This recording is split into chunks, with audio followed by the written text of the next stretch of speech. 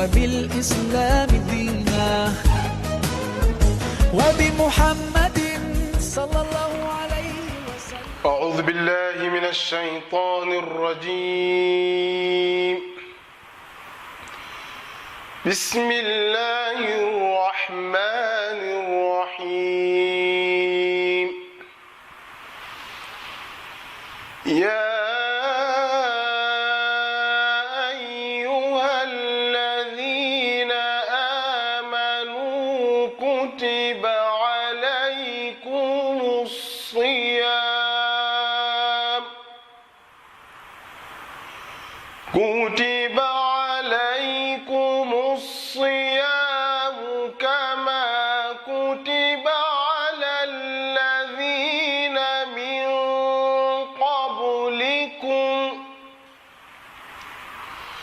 كما كتب على الذين من قبلكم لعلكم تتقون.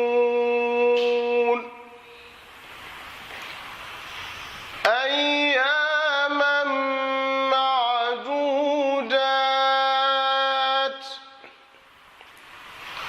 فمن كان منكم مريضا أو على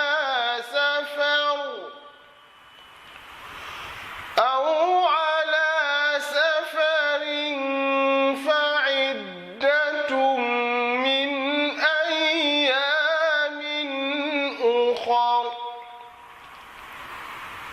وعلى الذين يطيقونه فدية طعام مسكين، فمن تطوع خيرا فهو خير له، وأن تصوموا خير لكم إن كنتم تعلمون. شهر رمضان الذي أنزل فيه القرآن هدى للناس وبينات من الهدى والفرقان، فمن شهد منكم الشهر فليصم، ومن كان مريضا أو على سفر فعدة من أيام أخر.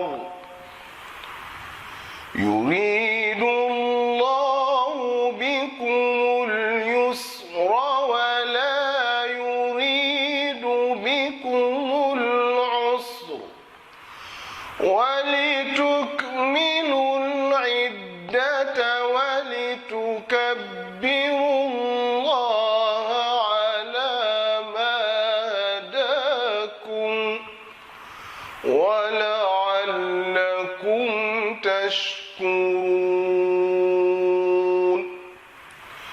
وإذا سألك عبادي عني فإني قريب أجيب دعوة الداع إذا دعان، فليستجيبوا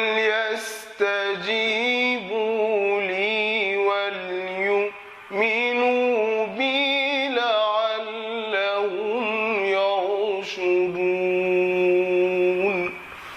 صدق الله العظيم. رضيت بالله ربا وبالإسلام